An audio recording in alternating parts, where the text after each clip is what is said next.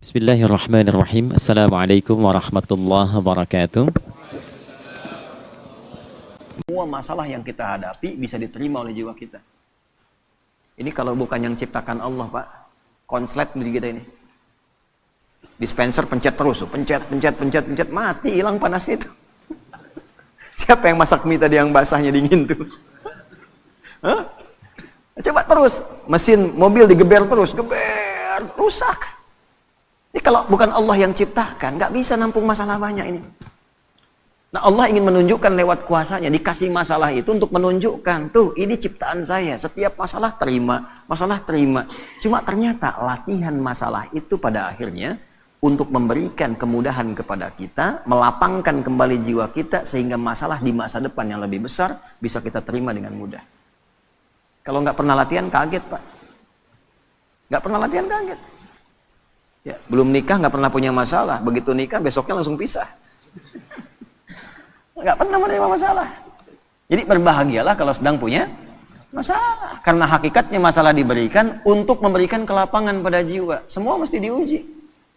Kan kemarin kita belajar, ya, hidup itu standarnya ada ujian, sukses ada ujian, sekolah naik tingkat ada ujian, melewati ujian memberikan ketahanan. Begitu sering diuji makin kuat. Ya, sehingga naik kelasnya lebih cepat. Itu poinnya. Ya, kadang-kadang orang nggak pengen diuji, pengen lulus, kan repot tuh. Ya. Baik, nyambung ya. Alam nashrah laka sadrak wa wada'na anka wizrak alladhi anqadha dhahrak. Nah, ini bagian kedua tuh. Muhammad SAW. Bukankah aku telah lapangkan keadaan hatimu? Maka jangan engkau sempitkan sehingga engkau sulit mengatasi persoalan yang pernah engkau hadapi.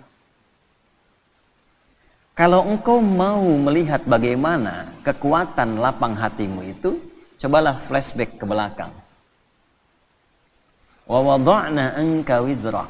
Bukankah banyak masalah dulu yang pernah aku tuntaskan dan selesaikan? Alladzi anqadha dhahrak, bahkan diantaranya ada yang memberikan beban begitu kuat sehingga terasa dari kepala sampai dengan ujung kaki. Anqadha dhahrak itu ilustrasi, bahasa balaghahnya itu kinayah, ya. Ilustrasinya kalau kita ngangkat beban tuh olahraga. Ya. Pak siapa ini? Muhadis tuh, muhadis berapa kemampuan ngangkat barbel? 30 kilo, naikin 40 misal. Ya. Baik. Yang ngangkat apanya? Tangannya. Tapi yang merah mukanya kan? Yang kembung pipinya. Bukan? Yang manyun bibirnya. Yang getar kakinya. Nah, itu ngangkat beban yang diangkat oleh satu bagian tapi terasa semua bagian tubuh. Diilustrasikan lewat ayat ini, ada beban-beban pekerjaan yang tidak ngangkat barbel secara fisik, nerima masalah, gelap dari ujung kepala sampai ujung kaki. Proyek udah disiapkan, tender udah menang, begitu berangkat tengah jalan batal. Gelap tuh. Ya, ujung kepala sampai ujung kaki itu gelap. Ya, diilustrasikan di surat Ad-Duha, walaili idza saja, seperti berada di kegelapan malam. Gelap siang, jalan sempoyongan. Kan? Kasih makan yang enak, nggak ada rasa. Seakan-akan gelap tuh, ujung kepala sampai ujung kaki. Ya. Maka Allah memberikan pesan kepada kita, "Hei, jangan karena sempit hatimu itu yang sudah aku ciptakan lapang, menjadikan engkau gelap dan sempoyongan seakan terkena beban yang begitu berat hanya dengan satu persoalan. Padahal dulu selama engkau hidup begitu banyak ribuan persoalan yang sudah aku tuntaskan." Maksudnya begini, kalau engkau dengan satu persoalan merasa sempit, coba caranya ingat-ingat ribuan persoalan yang dulu yang pernah aku selesaikan. Apa dengan satu masalah ini engkau menjadi gagal untuk memperluas hatimu, sedangkan yang dulu ribuan telah aku selesaikan? Nah, ini diterjemahkan ke dalam bahasa psikologi yang singkat tuh begini. Bahasa singkatnya, yang dulu aja selesai, masa yang ini nggak selesai. Gitu bahasa kitanya tuh. Ya. Jadi kalau kita dihadapkan pada persoalan, seberat apapun, lapangkan hati kita. Teknisnya bagaimana? Teknisnya, yang dulu aja selesai, insya Allah yang ini pun selesai. Kalimat itu ketika keluar dari dalam lisan kita, dari kedalaman jiwa kita, setidaknya secara psikologi akan memberikan kelapangan kepada jiwa. Sehingga solusi kalaupun belum datang, hatinya sudah tenang. Ya. Nah kalau itu nggak muncul, kepanikan itu lebih dahsyat. Kepanikan yang ditunggangi oleh setan itu musibah yang mencelakakan. Jelas ya? Nah, ini bagian pertama tuh. Nah, lalu belum berhenti sampai di sini. Wa rafa'na laka. Nah, ini yang hebat nih. Kamu dengan satu masalah ini seakan-akan semua hilang kamu dapatkan. Padahal aku telah angkat engkau dari status yang terdahulu nggak punya apa-apa sampai punya apa-apa. Rumah mewah, kendaraan bagus, aset banyak, tabungan masih 10 miliar, proyek gagal 50 miliar, langsung nangis seakan-akan gak kenal Allah. Kenapa saya ya Allah yang harus begitu? Kamu nggak ingat dulu nggak punya apa-apa? Aku angkat. Ya, pakaian kamu bagus, mobil kamu gonta-ganti, sampai sekarang yang ganti belum dipakai ke masjid, gak tahu itu. Rumah yang luas itu belum pernah dipakai sholat sebagian-bagian rumahnya. Ya, baju yang di lemari itu ada yang belum pernah dipakai ibadah. Tabungan juga belum tentu kamu bawa sampai dengan meninggal. Kenapa hitungan yang begitu luas tidak pernah kamu kemudian pikirkan untuk melapangkan hatimu, tapi karena satu persoalan kamu lupa dengan semua anugerah yang telah aku berikan. Jadi kalau Allah nguji satu hal, ini kesimpulan cepat di ilmu hikmahnya. Allah menguji satu hal yang kita lihat sebagai sesuatu yang gagal, itu tandanya kita diminta mengingat dengan syukur pada sesuatu yang telah kita dapatkan sebelumnya. Kalau mampu mendapatkan itu, maka itu modal awal untuk melipatkan anugerah yang sekarang kita anggap gagal. Gampangnya gini nih, ada proyek nih, ya. Nilainya misalnya 1 miliar. Udah proses bagus. Tiba-tiba di tengah-tengah gagal.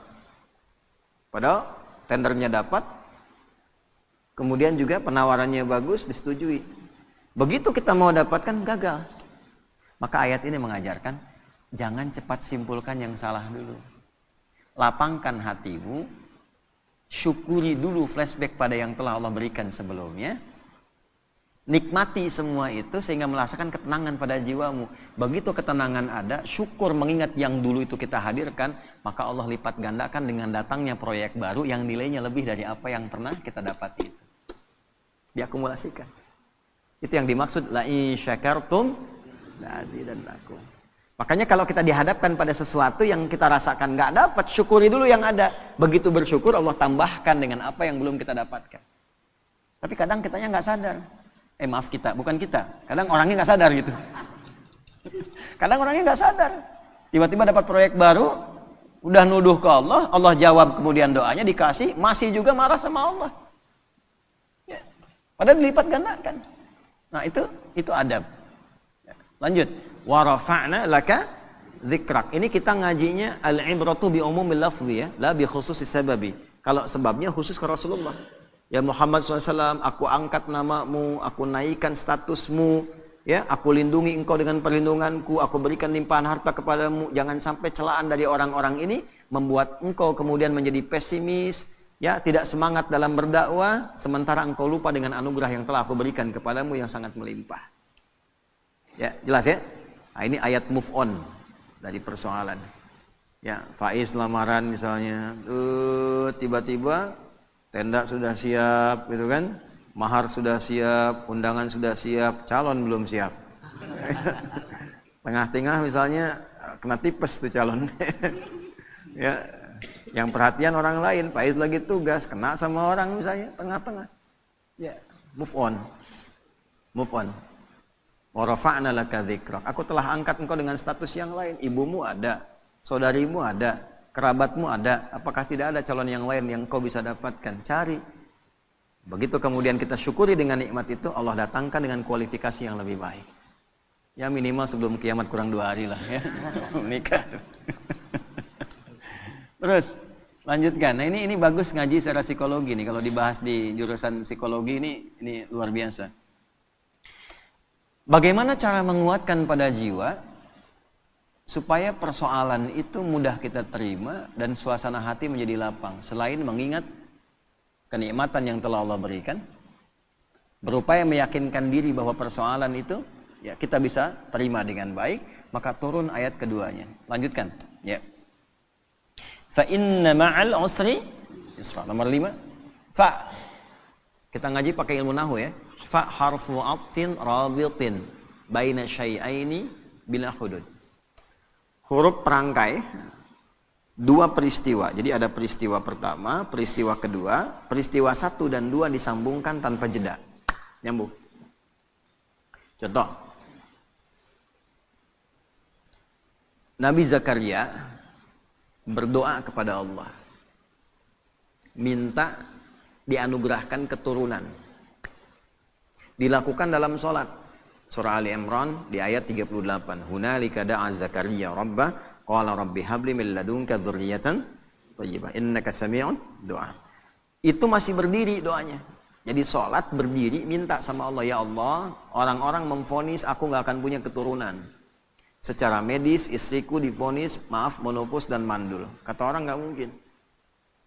Karena makhluk memvonis tidak mungkin, aku serahkan kepadamu yang semuanya menjadi mungkin. Engkau pemberi tanpa batas, namanya Wahhab. Nah ini adab dalam Quran, kalau ada orang memvonis, ini nggak mungkin, ini nggak bisa, itu tanda dari Allah. Tinggalkan opini manusia, karena Allah memberikan tanda untuk langsung minta kepadanya, dan Allah ingin mengabulkan tanpa campur tangan makhluk. Itu cara bacanya begitu. Begitu selesai kemudian berdoa, belum selesai sholatnya. Jadi baru klak doanya selesai, pakai fa ayat 39-nya di Quran surah 3. Fanadathul malaikatu wa huwa qa'imun yusalli fil mihrab annallaha yubashshiruka bi Yahya. Malaikat langsung turun seketika doa selesai, malaikat turun langsung mengabari. Kamu dapat kabar gembira, doamu dijawab oleh Allah, engkau akan punya anak, bahkan Allah yang memberikan langsung namanya Yahya. Ya, artinya hidup. Kata orang mustahil, dari rahim seorang perempuan yang divonis monopos dan mandul, lahir bayi yang hidup, kata Allah tidak ada yang mustahil, jadi dan hidup dia. Namanya Yahya. Nah, jelas? Terjadinya kapan? Qaimun yusalli fil mihrab, masih berdiri dalam sholat, belum selesai sholatnya. Jadi antara doa dengan jawaban pakai fa artinya cepat tanpa jeda. Terapkan metode ini, pemahaman ini kepada ayat dimaksud, ayat yang kelima. Fa inna ma'al usri. Kalau sedang punya masalah, sedang dialami, ingin melapangkan hati, cepat, jangan pakai jeda. Inna ma'al usri yusra. Seringkali kita baca terjemah, tapi tidak dialihkan ke bahasa psikologi. Sungguh, di dalam kesulitan itu ada bahasa gampangnya begini, pasti selesai. Gitu. Ya, setiap masalah ada solusinya, bahasa gampangnya pasti selesai. Kalau Anda menghadapi masalah, apapun itu, seberat apapun, cepat katakan, jangan pakai jeda. Pasti selesai. Nggak ada yang nggak ada solusinya. Insya Allah selesai. Katakan dulu. Ya. Bahkan nanti banyak ditemukan di Quran itu pakai kul, katakan. Jadi kalau hati kita masih ragu, belum keluar, keluarkan dengan lisan, katakan dengan lisan. Pasti selesai, pasti bisa. Saya bisa. Itu kita punya ayatnya. Yang praktekkan orang Jepang, orang Korea. Dulu tahun 96-97 itu ada acara di TPI, ya Benteng Takeshi namanya, ya Benteng Takeshi itu yang pakai tank tembak-tembakan itu. Begitu mau menaklukkan bentengnya itu, kan langsung itu pemandunya mengatakan, kamu bisa, kamu bisa, kamu bisa. Dipakai itu tuh. Ya. Lalu Korea melihat anak-anak TK di Korea itu disandingkan dengan kemajuan Jepang. Dibawa ke suasana penjajahannya, dibawa di dunia edukasi, diambil di dunia positif. Jadi begitu masuk, sebelum masuk kelas, harus mengalahkan Jepang. Kita bisa, kita bisa. Akhirnya sampai sekarang terjadi. Ya, Jepang bikin Honda, ya Korea bikin Hyundai. Hyundai bacanya Hyundai. Kemudian sana masuk Piala Dunia, ini pun mesti masuk Piala Dunia. Sekarang kita impor pelatihnya gitu kan. Maju sekarang. Itu cuma satu kalimat, cuma satu ayat di Quran. Inna ma'al usri. Pasti bisa. Coba bawa tuh di dunia olahraga, pasti bisa. Ya. Kalau bawa atlet ini bisa, nggak ada yang nggak bisa. Bisa. Nah katakan itu. Waduh tapi ini mah lawannya. Katakan, tidak ada yang tidak mungkin. Bisa. Bisa aja dulu gitu. Perkara nanti melawannya bagaimana itu ikhtiar. Bisa aja dulu. Ya. Lakukan dulu tugas, sempurnakan.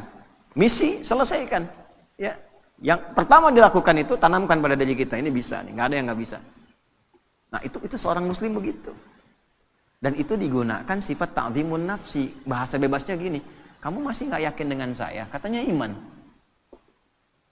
Kau beriman sama saya, tapi ragu dengan ketentuan saya. Berarti kurang sempurna imannya. Ya.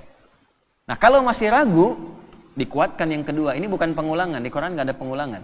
Kaidahnya berbunyi begini, takkidun limaknan jadid, taksisun limaknan jadid. Jadi kalau ada seperti diulang, itu sebetulnya penguat kepada makna yang baru, beda dengan yang sebelumnya. Contoh di surat Ar-Rahman itu, fabi ayyi ala'i rabbikuma tukadziban. Berapa kali disebutkan itu? Itu bukan diulang, karena fabi ayyi ala yang kedua beda dengan yang pertama. Fabi ayyi ala yang ketiga beda dengan yang kedua dan yang pertama. Itu dahsyatnya Quran. Nanti kalau sudah masuk surat Ar-Rahman itu, ya kita coba bisa bahas dari 1 sampai yang terakhir itu. Itu antara 1, kedua, ketiga sampai ke terakhir beda semua. Ya. Nah, ini yang kedua, seakan-akan kita menemukannya seperti pengulangan. 1, fa inna ma'al usri yusra. 2, inna ma'al usri yusra. Bagaimana menerjemahkannya? Ya, katakan pada dirimu, masalah ini pasti selesai. Tidak ada masalah yang tidak ada solusinya. Kalau kamu belum yakin juga, nah, tegaskan pada jiwamu, pasti selesai. Gitu. Jelas? Tidak. Kalau belum yakin juga, tegaskan pada jiwamu. Innama, pakai taukid lagi. Ya, gini, pakai ilmu alatnya. Alatnya namanya di i'rab. Inna harfu nasbin wa taukidin tansibul isma wa tarfa'ul khabara mabniyun 'alal fathi la mahalla lahu minal i'rabi. Ya, paham? Tidak. Inna harfu nasbin wa taukidin, huruf nasab. Apa itu nasab? Kalau belajarnya di nahwu sampai di harokat saja. Huruf yang menjadikan kalimat itu berharokat fathah. Kalau jamak pakai kasrah. Kalau kita ngajinya pakai balaghah, nasab itu ungkapan menanamkan sesuatu dengan kuat tanpa goyah. Nasabar rajulu asahu fil ardi, seseorang menancapkan tongkat di bumi, di tanah, tidak goyah, kuat. Kalau ada kalimat pakai inna di depannya, artinya tancapkan informasi itu dalam hati, jangan pernah ragu. Fa inna ma'al usri yusra, cepat tancapkan dalam hatimu, pasti selesai. Pasti selesai, tapi ya Allah kapan selesainya? Tancapkan di hatimu. Yang kedua muncul, pakai taukid. Kan sudah aku tegaskan, tancapkan di hatimu, jangan berikan celah ragu. Nah, itu maksudnya yang kedua itu. Kadang kan masih ada begitu. Ya, udah berangkat, siap laksanakan. Tapi bagaimana Pak keadaannya? Masih nanya aja berangkat. Nah, kalau kita pakai rumus di depan, pakai na, dibalik lagi. Kamu masih nggak percaya dengan keagunganku? Iman kita disoali situ. Jadi kalau pakai bahasa tingkat tinggi jadi begini, kamu masih beriman nggak sama aku? Gitu kan? Kan bahasa kita kadang-kadang begitu, kamu percaya nggak sama saya? Nah, itu digunakan oleh Al-Quran, logika itu untuk ditarik, untuk meyakinkan jiwa kita. Ya, nah, jelas sampai sini?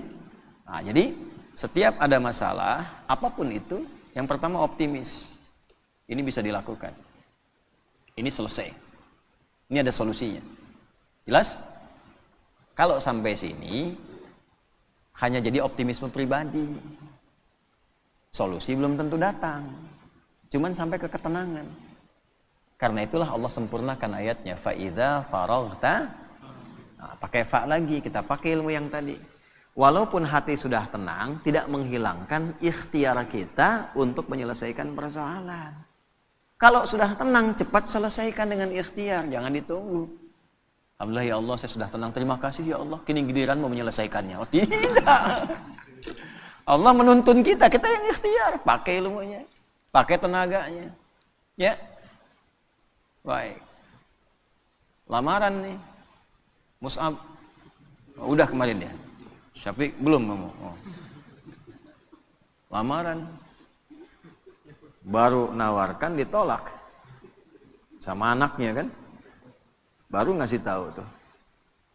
Tanamkan, pakai ilmunya, ada solusinya. Akan selalu ada jalan keluar. Tenang dulu, ya.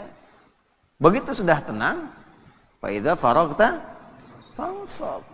Atur strategi kata Allah. Faraghta itu ya selesaikan sampai tuntas, sampai plong. Enggak masuk lewat jalan yang ini, bapaknya kan belum tentu juga nolak. Ya. Ilahi lastu lil firdausi ahla wala aqwa 'alan naril jahimi. Fahab li taubatan waghfir dhunubi fa innaka ghafirudz dzambil 'azimi. Duhai ayah. Gitu kan? Memang aku tidak seideal seperti yang mungkin diharapkan di keluarga ini, bagaikan surga firdaus yang didambakan. Tapi perasaanku pada putri Bapak sangat begitu dalam, sehingga kalaupun terpisah tidak memberikan perhatian seperti berada dalam neraka jahanam. Fahabli taubatan waghfir dzunubi. Aku menyadari aku punya kekurangan, tapi aku akan tunjukkan bisa menutup itu dengan kehadiran putri Bapak. Mohon dimaklumi, mohon toleransi. Fa innaka ghafirudz dzambil 'azimi. Karena saya yakin Bapak itu pribadi yang penuh kasih dan perhatian. Jadi itu. Ya. Jadi maksudnya apa? Ini kan cuma contoh aja. Anak-anak muda kan banyak di sini. Ya, itu saya kasih ilmu itu dipraktekkan jadi tuh. Ada yang ditolak anaknya 3 kali, bapaknya datengin tuh. Ya, jadi. Ya, dalam beberapa hal gitu ya, beberapa kondisi. Nah, saya mau kembalikan pada satu sisi dan hikmah akan datang setelah itu. Kalau ada pekerjaan apapun, tugas di kantor, apapun itu, optimis dulu. Setelah itu ada ketenangan. Nah, kalau sudah tenang, ilmu dipakai. Siapkan strateginya, eksekusinya bagaimana. Nanti kalau kita masuk ke manajemennya itu ada di Al-Baqarah ayat 214 untuk manajemen persoalannya. Solusinya di Ali Imran ayat 142. Ini bukan ilmu takatik ya. Di Quran itu nanti ada numerik tentang keistimewaan angka-angka. Problem 214, Quran surah 2. Ayatnya 214 itu posisinya kanan bawah. 214. Begitu diberi solusi, pindah ke surah 3, naik ke atas, paling kiri sebelah atas. Jadi dari bawah dipindah ke atas. Terus problemnya dipindahkan ke belakang, 142. Quran surah 2 ayatnya 214. Begitu naik ke atas, kiri atas, naik dari bawah ke atas, 2-nya dipindah. Jadi yang 2 itu yang persoalan dipindahkan ke akhir. Jadi ayat 142. Pembukanya sama. Am hasibtum an tadkhulul jannata. Di Al-Baqarah 214 am hasibtum an tadkhulul jannata. Di Ali Imran 142 am hasibtum an tadkhulul jannata. Am hasibtum an tadkhulul jannata, apa engkau kira mudah meraih kesuksesan yang kau dambakan? Jannah itu jangan selalu diartikan surga. Jannah itu artinya harapan tertinggi yang belum tampak. Kenapa surga disebut jannah? Karena kita berharap dengan tinggi belum tampak sekarang. Ya, nanti ada jannah itu sifat kesuksesan, pekerjaan sukses, belum kelihatan, belum nampak sekarang disebut jannah. Ya. Makanya kenapa orang Arab itu ingin mendapati dan memiliki kebun yang luas, rindang, ada air mengalir dan sebagainya. Karena di sana padang pasir dulu, nggak susah dapatnya. Begitu mereka dapat disebut jannah. Nah kita itu tiap Jumat itu disunnahkan kan, malamnya Yasin, paginya kan surat Al-Kahfi. Ya, Yasin untuk penguatan secara spiritual. Kalau sudah dekat dengan Allah, kenal dengan Rasulullah, gitu kan, dipraktekkan. Nah, manajemen prakteknya itu, implementasinya itu secara konseptual di surat Al-Kahf sepekan sekali. Kan ada 4 kisah viral tuh. Tentang pemuda yang konsisten. Yuk, mumpung masih muda harus punya visi. Visi membangun, visi penguatan, visi mencerahkan, visi konsisten pada kebenaran, ya kan? Setelah itu kisah apa? 2 orang sahabat. Kan 4 kisah tuh. 1 Ashabul Kahf yang para pemuda itu, ya. Yang kedua 2 orang sahabat yang sedang dialog, yang satu kaya, yang satu sahabatnya orang biasa. Ya. Baca ayatnya ya, angkat tangan. Coba kita tes ya anak-anak muda nih. Coba baca. Jannataini. Wadrib lahum mathalar rajulaini. Muhammad kasih contoh tentang kisah 2 orang viral. Ya, yang salah satunya sukses dan kaya. Kekayaannya digambarkan dengan kata jannah. Jadi kita kerja, pengen punya aset, pengen punya omset yang tinggi, belum dapat. Nah itu jannahnya dunia. Belum tampak. Di akhirat disebut surga, itu jannahnya kita belum tampak sekarang. Sekarang ayatnya dipakai. Am hasibtum an tadkhulul jannah. Apa kamu duga kamu akan sukses dunia akhirat? Bisnis kamu sukses, pelajaran kamu sukses, keluarga kamu sukses, di akhirat kamu sukses dapat surga? Walamma ya'tikum mathalul ladzina khalau min qablikum, sementara engkau belum diuji untuk mendapatkan kesuksesan itu. Jadi hukum kesuksesan itu harus melewati tangga ujian. Antum kesini kan diuji dulu. Berangkat lewatin macet gitu kan. Setelah itu jalannya berkelok dan sebagainya. Tiba-tiba begitu sampai kan lihat gedung cerah lagi. Harapan tinggi nih. Ya kan? Istirahat nyaman, diuji dengan sahur. Apa tuh? Uji dulu tuh. Dapat nggak? Hidup tuh begitu. Anak mau ke SMP kan diuji dulu di SD. Ya kan? Dan ujian itu harus masuk sistem. Nggak masuk sistem nggak bisa diuji. Allah bikin sistem. Nggak pernah ngikut sistemnya Allah, pengen diuji. Sholat nggak pernah, baca Quran nggak pernah, ngaji nggak pernah, tiba-tiba punya masalah, datang lagi diuji nih. Nggak pernah sekolah ikut ujian. Gitu kan? Nah, balik nih ke yang tadi itu ya. Nah, sementara engkau belum diuji. Jadi ini secara fikihnya kita ambil gini kesimpulannya. Jadi sebetulnya kalau kita mendapatkan ujian itu hasil doa kita. Misal, ya Allah, saya pengen lulus nih ke satu kampus A. Dikirim tuh ujian. Menghafal, belajar, ini diuji dan sebagainya. Itu diturunkan sifat itu untuk mengabulkan permintaan kita. Sama di pekerjaan juga begitu. Ya Allah, saya pengen berkah, dikirimkan nih. Ini ujiannya begini. Nah, sifatnya sesuai kemampuan. La yukallifullahu nafsan illa masathumul ba'sa, yang kecil. Kalau harapan kecil, ujian kecil. Nggak mungkin antum punya cita-cita kecil, ujian besar, itu nggak mungkin. Pasti kecil. Dharra, menengah. Anda punya kalkulasi, proyeknya untuk 50 miliar, tahap menengah. Ya ujiannya pun akan menengah. Wah, sudah naik nih 100 miliar. Wazulzilu. Sudah makin naik lagi. Jadi Allah menyeimbangkan dengan kadar harapan dan cita-cita kita. Artinya, kalau diuji dengan sesuatu yang berat sampai menggoncang kepada hati, tandanya Allah ingin melimpahkan anugerah yang berlipat dari sebelum-sebelumnya. Ya. Diuji masalah rumah tangga sampai menggoncang dan sebagainya. Artinya, kalau kita lulus tuh, insya Allah di dalamnya ada kenikmatan yang lebih besar yang tidak ada sebelumnya. Gitu. Demikian di pekerjaan, demikian di ilmu dan sebagainya. Cara menyelesaikannya bagaimana? Fa'idha faraghta, tenangkan dulu hati, lalu bikin strategi. Strateginya pindah ke Ali Imran. Ayat 142. Sebelum pindah di ujung Al-Baqarah ayat 214, itu kalimatnya begini. Hatta yaqula rasulu walladzina amanu ma'ahu mata nasrullah. Sampai nanti dipaksa ada orang mengatakan begini, ya Allah, kapan ini selesai? Ya Allah, kenapa harus saya? Kapan selesai? Nah, itu kalimat manusiawi yang kadang keluar. Kalau sampai titik itu ada, solusinya langsung turun. Ala. Cuma sayangnya di terjemahan diartikan begini, ketahuilah. Gitu. Padahal ala itu harful ikhbar wa taukid. Huruf yang mengabarkan untuk meyakinkan. Bahasanya begini, ala, yakinkanlah pada dirimu. Allahu Akbar. Nah, gini ya. Kita sedang diuji dengan masalah. Berat masalahnya. Kita ngadu, ya Allah, sampai kapan ini berakhir? Turun jawaban, ketahuilah. Dengan yang kedua, turun jawaban, yakinkanlah pada dirimu. Kira-kira lebih berdampak mana? Satu atau dua? Ala inna nasrallahi qarib. Yakinkanlah pada dirimu. Aku tegaskan, tanamkan pada hatimu yang paling dalam, jangan pernah ragu. Pertolonganku akan segera datang untukmu. Nah, bagaimana menjemputnya? Ya, kalau dijemput kan lebih cepat. Ya, penghulu datang, ditelepon lagi, di mana Pak? Gitu kan? Dalam perjalanan itu baru jalan dari rumahnya ke depan pagar.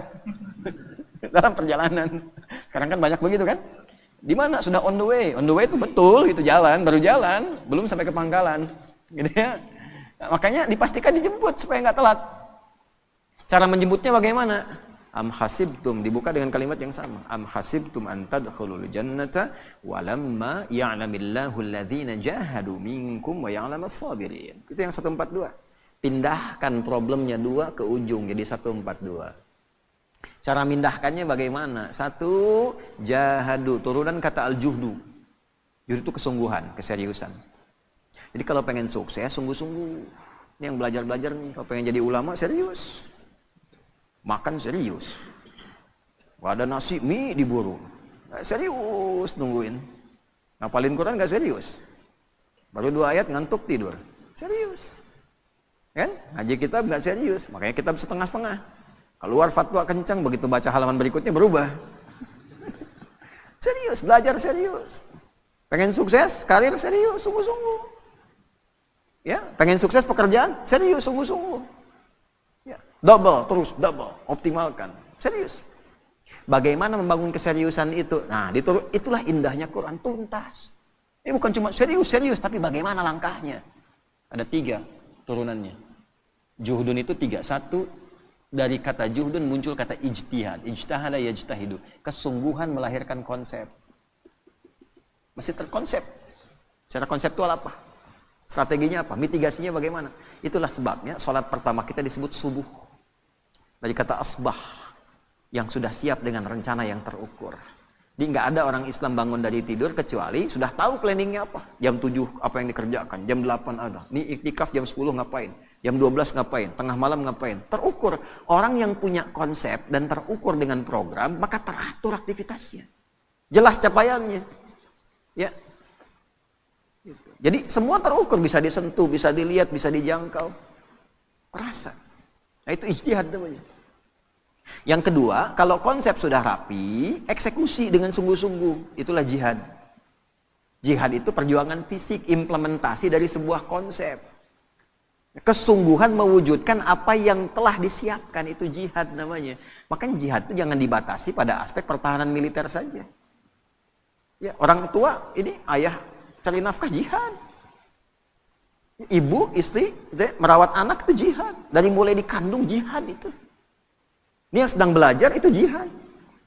Ya, jihad itu sungguh-sungguh. Jadi jangan alergi dengan kata jihad, karena jihad itu positif asalnya.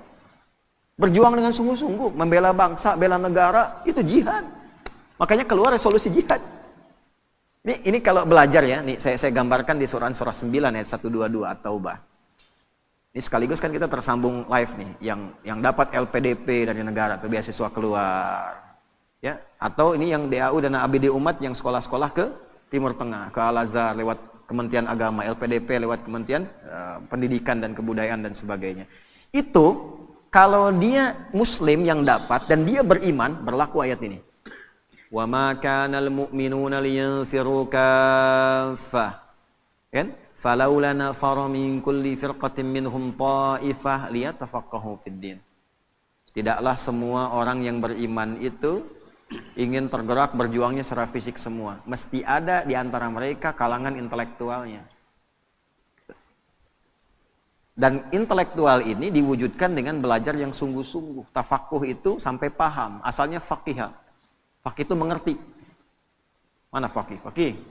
Nah, mengerti dia sekarang waktunya tidur. Ini nggak ada di sini. Nah, fikih itu paham, mengerti. Ya. Tafakuh berusaha sampai paham. Jadi orang beriman tuh gini, kalau belajar sampai ngerti. Ya, duduk paling depan. Nggak paham tanya. Jadi beda antara masuk dengan keluar. Masuk belum paham, keluar harus paham. Itu orang beriman. Bukan duduk paling belakang, nitip absen, nggak pernah nanya, ujian minjem catatan teman gitu kan. Pinter iya, cuman terbatas sampai ujian, habis ujian hilang. Gitu. Syahadi wallahi katanya ajaban lazam. Ghariban Indonesia. Jadi orang Afrika datang ke saya bilang, jadi ini Indonesia ini teman saya ajaib nih. Bingung saya. Kenapa? Kemarin ujian. Aneh belajar udah 3 bulan nih katanya. Malamnya itu, besok mau ujian, teman saya si Fulan pinjam catatan. Itu begitu keluar, saya 7,5, dia 8 kan. Saya bilang dia belum tahu sistem SKS tuh. Sistem kebut. Oh sekarang ada yang sejam pak. Itu. Nanti suatu saat kita belajar bagaimana anugerah Allah kepada kita yang kita syukuri sebagai bagian dari warga negara, bangsa dan masyarakat Indonesia. Orang Indonesia itu luar biasa. Oleh Allah dikasih nikmat yang banyak. Apa aja dari tubuhnya itu selalu istimewa. Saya gambarkan satu lidah aja nih. Kita itu lidah yang paling fleksibel termasuk di dunia. Dipakai bahasa apapun cepat. Silakan Anda lihat ya.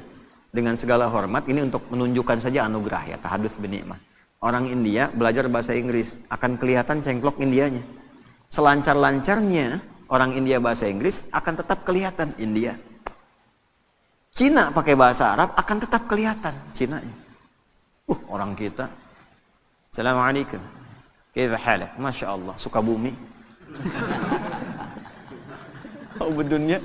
Ya, saya tugas 2010. Badan besar begini gitu kan. Datang nyalamin para jemaah kita. Di bahasa Arab pasti. Ternyata Sukabumi. Okay. Yang paling menarik udah disapa. Assalamualaikum. Syekh kaifa haluk? Dah abdi mati Tasik. Lisannya luar biasa. Pakai bahasa Inggris kayak orang Inggris. Kalau sudah nggak kelihatan udah persis nggak tahu ini. Ya, antara Asep dengan John itu tipis bedanya tuh. Ya, Agus dengan Kevin tuh bedanya tipis tuh. Nggak kelihatan orangnya, tapi dipakai bahasa apa aja jadi. Bahasa Cina kayak orang Cina. Dialeknya juga bisa dibedakan. Ini Mandarin, ini Hong Kong, ini Guangzhou, macam-macam tuh bisa. Ini bangga itu kita tuh. Nah, cuman maksud saya begini, balik ke ayat. Kalau kamu sudah belajar, sudah pintar, orang Islam itu belajarnya sampai paham. Itu paling depan, tanya, ngerti. Ya, jangan sampai keluar dari kelas nggak ngerti. Itu bukan tipikal orang beriman, bukan tipikal orang beriman. Oh, hadisnya jelas kok. Bainama nahnu julusun 'inda Rasulillah sallallahu alaihi wasallam idh tala'a 'alaina rajulun syadidu bayadith thiyabi syadidu sawadi sya'ri la yura 'alayhi atharu safari fala ya'rifu minna ahadun fajalasa ila an-nabi sallallahu alaihi wasallam wa asada rukbatayhi ila rukbatayhi wa kaffahi ala fakhidhihi faqala ya Muhammadun akhbirni 'anil Islam. Itu kan di hadis Muslim, nomor hadis yang ke-8 itu. Ya, malaikat tuh ngajarin sampai nyontoin nyamar gimana cara belajar yang betul. Datang tiba-tiba dengan pakaian yang bersih, mau belajar pakaian bersih. Kalau lusuh tuh udah pasti berpengaruh pada cara menangkap pelajaran. Udah nggak mandi, pakaian seadanya. Tuh, pasti nangkap ilmunya pun seadanya. Sampai di hadisnya detil sekali, rambutnya tersisir rapi. Tidak kelihatan bekas mampir, sehingga energinya fokus belajar. Wah, ini mau datang ke kampus, mampir dulu mie ayam, depannya soto, depannya lagi bubur gitu kan. Energi tinggal sedikit lagi. Begitu nyampe ke kelas, habis tuh. Ya, duduklah paling belakang, nyandar. Bahkan ada yang dicukur sebagian. Ya. Setelah itu apa? Duduk paling depan. Duduk paling depan sampai dekat dengan guru. Sehingga apa? Kalau mic kayak tadi dengung dan sebagainya nggak jelas, di depan jelas. Yang kedua nggak bisa buka status, pasang status susah depan ustadz. Mau ngantuk tahan-tahan, belakang bisa senderan. Ya, terus ada cover lagi kan kadang-kadang. Depan nggak bisa. Memaksa diri kita tuh nyatet, dengarkan. Paling depan. Nah, kalau sudah paham, waliyundziru qaumahum, pulang bangun negerimu, itulah hebatnya Islam. Yang nonton-nonton nih diaspora nih, pulang. Ya. Jangan andalkan pemerintah, anggaran sekian, tapi bagaimana kami? Orang beriman itu ciptakan kondisinya. Kamu yang kreatif, jangan selalu harus difasilitasi. Untuk apa jauh-jauh sekolah kalau nggak bisa bikin sesuatu? Sifat Quran pulang dan detil kalimatnya, waliyundziru qaumahum, pulang bangun desamu. Ini orang mana? Tangerang. Orang mana? Medan. Pulang ke Medan. Medannya di mana? Di Medannya tuh. Ya. Benar tuh. Ya. Mana Semarang? Udah boleh lali gitu kan? Nggak apa-apa, bagus. Semarang, di Klaten kan, dari Semarang 2 jam lagi, kan nggak apa-apa. Medan di mana? Medannya pulang ke Medan. Medan ke Medan, Tangerang pulang ke Tangerang, Garut pulang ke Garut. Ya, pulang ke masing-masing. Nanti di masing-masing itu bangun desanya masing-masing dengan kepakarannya. Insinyur apa? Daerahnya apa? Hebatnya itu mitigasi. Sebelum berangkat, oh saya dari Goa nih. Misal Sulawesi. Daerah saya butuh ini, dapatlah beasiswa. Berangkat dia ke situ sesuai jurusan, pulang bangun desanya. Kalau semua pelajar begini di negeri kita, maju Indonesia itu. Dan itu sifat iman di dalamnya. Orang beriman itu begitu. Jadi cinta kepada negara, cinta negeri itu tidak hanya diwujudkan dengan kata-kata, ditunjukkan. Kamu pelajar begini mencintai negerimu. Kamu pengusaha begini mencintai negerimu. Yang paling hebat tuh begini, kamu makan di Indonesia, minum di Indonesia, kerja di Indonesia. Tapi belum bisa memberikan sesuatu bahkan untuk orang yang mensuplai kekayaan kamu itu. Maka keluar zakat. Gitu. Keluar infak. Nah, skema infak itu bukan ke pusat dulu, di daerah kita bekerja dulu beraktivitas. Bantu itu supaya sama-sama sukses.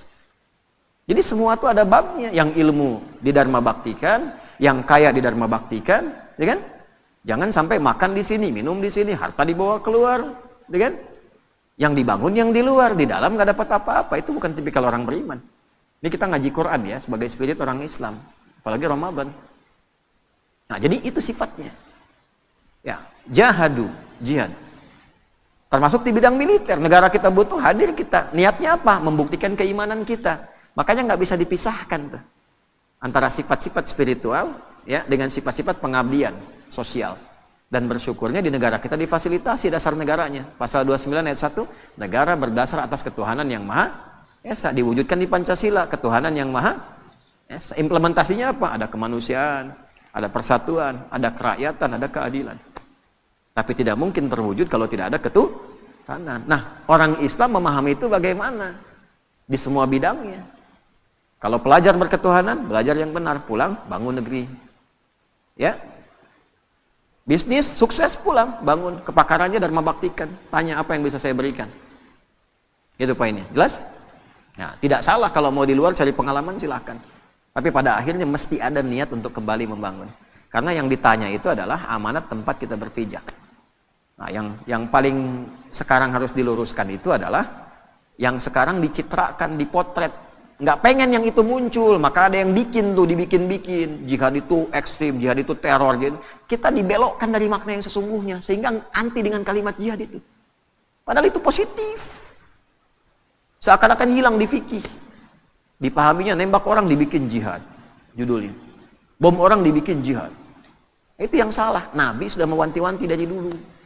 Hati-hati itu di hadis Muslim. Akan ada orang yang kelihatan seperti sholat, seperti puasa, seperti zakat. Tapi ternyata dalam saat yang sama mencela orang. Syatama hadza wa qadzafa hadza, menuduh orang. Itu level yang kecil-kecil ya. Wa daraba hadza, senangnya kelahi. Ya, kelihatannya sholat, tapi keras. Kerasnya itu tidak pada tempatnya. Kelahi, caci maki, ya. Puncaknya apa? Wasafaka dama hadza, menumpahkan darah dan membawa nilai agama di dalamnya. Tembak orang, Allahu Akbar, bom orang, Allahu Akbar. Itu Nabi sudah bilang 15 abad yang lalu. Ya, hati-hati kata Nabi itu, hati-hati. Orang yang seperti itu nanti perbuatan buruknya akan menghilangkan amal baiknya. Sholat nih, setelah sholat mencaci, nggak tanggung yang dicaci imamnya misalnya. Ya, misal saja, misal. Itu pahala sholatnya langsung ditransfer ke imamnya, selesai. Kalau habis gak punya lagi modal baik, maka keburukan si imam yang jelek misalnya itu ditimpakan kepada orang bicara tadi. Fatuli hafin nar, dilemparkan ke neraka tuh. Ya, makanya waktu kejadian bom Jalan Tamrin itu, wah meledak tuh. Tuh, saya dapat pertanyaan, Ustadz, apakah bom di Jalan Tamrin termasuk jihad fisabilillah? Bilang, Mas, sependek pengetahuan saya, jihad fisabilillah itu jihad di jalan Allah, bukan di Jalan Tamrin. Nah itu ya, penting belajar itu tuh. Iyakum wa iyahum, kata Nabi akan muncul nanti kita itu pada bingung. Ada orang gelarnya sama semua, ustadz semua tuh. Ustadz, bisa kiai, bisa macam-macam. Itu banyak nanti hal seperti itu terjadi. Lalu yuhadditsunakum bima lam tasma'uhu aw yasma'unahu aba'ukum. Bikin kamu bingung. Ini agama bukan, benar bukan, lain bukan. Iyakum wa iyahum, kembali ke standar. Standarnya Qur'annya ini, hadisnya ini, ulama kita ngajarin ini. Kalau sudah masyhur itu dan menyalahi, iyakum, tinggalkan saja. Kalau tidak ada pengikutnya nanti hilang sendiri. Itu. Nah, cuman problemnya kadang pasar bebas. Di kita itu gini, sudah tahu salah tapi ada aja pengikutnya. Kan kita tahu setelah Nabi Muhammad tidak ada nabi baru. Kita tahu itu palsu tapi ada aja pengikutnya tuh. Ya? Nah, itu problem.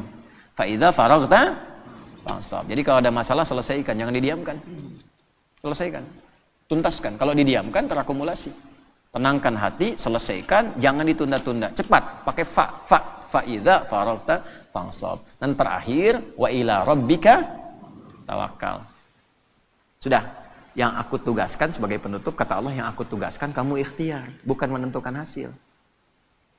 Jadi kalau kerja, jangan orientasi pada hasil, nanti kecewa ujungnya. Gitu. Hasil itu prerogatif siapa? Allah. Yang tahu maslahat bukan siapa? Yang tahu baik tidak siapa? Kan kita cuma pengen aja, tapi belum tentu itu baik untuk kita. Karena itu tawakal penting, serahkan pada Allah. Nah, mampir kita setelah kerja, datang ke masjid, atau sholat 2 rakaat, bilang, lakukan, ya Allah, saya sudah berikhtiar seperti apa yang telah Engkau perintahkan, dan saya bertawakal seperti apa yang telah Engkau janjikan. Jika dengan semua ikhtiar yang telah saya lakukan belum mampu menghadirkan apa yang Engkau janjikan, maka mohon berikan petunjuk kepada saya dengan cara apa lagi saya mesti menjemput apa yang Engkau janjikan.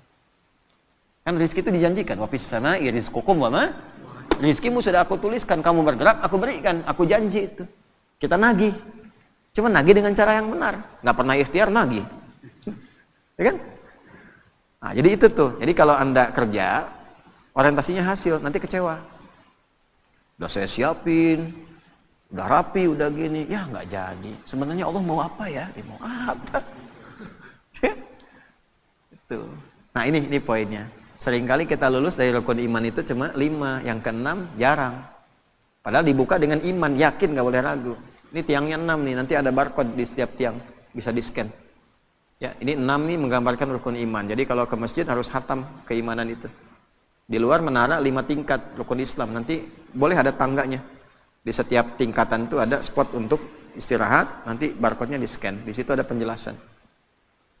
Iman pada Allah, malaikat, kitab, rasul, kiamat, yang terenam qada dan qadar.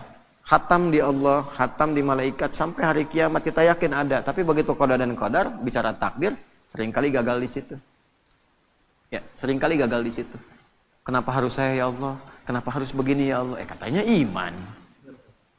Jelas ya? Nah, itulah al-insyirah. Orang yang sudah bisa mengimplementasikan ini dalam kehidupan, maka hidupnya cenderung lebih lapang. Cenderung lebih tenang. Dan sebagai penutup, kadang-kadang ketenangan itu lebih mahal dibandingkan harta yang kita buru dan kita ingin dapatkan. Mas, ya. Pilih mana tuh? Kaya tapi gelisah atau miskin tapi tenang? Udah 2 aja, nggak usah cari yang lain. Saya tahu pengen kaya dan tenang. 2 tuh, kalau disuruh milih tuh. Ya kan tadi saya udah bilang cuma 2 pilihannya. Tapi kan manusia selalu mencari alternatif kan? Kan rumusnya gitu. Kalau terjebak dilema di antara 2 cinta, cari yang ketiga gitu kan? Ya. Artinya apa? Tenang itu penting. Karena itu sakinah didahulukan sebelum mawaddah. Ya. Wa ja'ala bainakum mawaddah. Tapi sakinah dulu, litaskunu ilaiha. Makanya singkatannya samara. Bukan masara. Ya kan, samara, sakinah dulu, baru mawaddah. Dan mawaddah itu kan cinta kasih yang dibangun dengan kebutuhan-kebutuhan materi. Ya, di balik materi ada cinta. Istri cemberut, datang dengan materi, kasih gelang 2 kilo, sembuh lagi tuh. Itu materi itu. Ya, pulang bawa bunga, Pak Ahmad bawa bunga pulang tuh. Wah, berbunga-bunga hati. Ya kan? Apalagi dengan emas, beremas-emas tuh. Jadi materi itu membawa cinta, tapi sementara. Sementara. Ya, rahmat itu perhatian yang dalam. Tapi kenapa sakinah duluan? Harta kalau dikumpulkan, tapi tidak membawa ketenangan, hampa kehidupan rumah tangga. Betapa banyak orang kaya yang pisah. Betapa banyak yang kaya yang sengketa. Kenapa? Karena tidak ada ketenangan. Suami sibuk, istri sampai kurang perhatian. Istri sibuk, suami kurang perhatian. Padahal semua mencari, harapannya ingin kebahagiaan, karena yang dicari mawaddah dulu sebelum sakinah. Nah, sakinah itu ketenangan. Kita itu ngaji, kita sholat untuk tenang. Sebetulnya kalau orang sholat dapat modal itu, tinggal nanti dimudahkan untuk mawaddah. Makanya orang kalau rajin sholatnya, rajin baca Qurannya, cenderung tenang keadaan hidupnya, damai. Apapun yang dikerjakan, solusi gitu. Alhamdulillah di kita itu masih konsisten sholat sampai ke kampung-kampung. Makanya gampang memadamkannya, tenangnya tuh gampang gitu ya. Di tempat-tempat lain nggak mudah. Jepang agak susah sholat. Begitu banjir dikit, langsung bunuh diri tuh. Konslet dikit, bunuh diri tuh. Ya, kita banjir berenang. Ya, konslet biasa aja gitu kan. Tungguin, sabar gitu kan. Padahal rekening listrik kalau telat bayar diputus itu. Ya, maaf PLN ini kan live itu. Ya, contoh aja ya, begitu alhamdulillah kita syukuri ya. Baik, ini yang kita bahas di pertemuan subuh kali ini. Semoga Allah merahmati kita, memaafkan kita, memberikan kemampuan untuk mengamalkan apa yang kita pelajari, dan menjadikan pengamalan itu dapat membangun negeri, memakmurkan tempat yang kita pijak, dan mudah-mudahan itu dijadikan sebagai ibadah yang meringankan hisab kita di akhirat nanti. Allahumma taqabbal minna innaka antas sami'ul alim, tub 'alaina innaka antat tawwabur rahim. Allahumma rabbana atina fid dunya hasanah, fil akhirati hasanah wa qina adzabannar. Ati anfusana taqwaha wa zakkiha anta khairu man zakkaha anta waliyuha wa maulaha. Wa sallallahu ala sayyidina Muhammad wa ala alihi wa sahbihi ajma'in. Wa akhiru da'wana alhamdulillahi rabbil alamin. Makasih untuk semuanya. Mohon maaf kami langsung pamit. Assalamualaikum warahmatullahi wabarakatuh. wabarakatuh.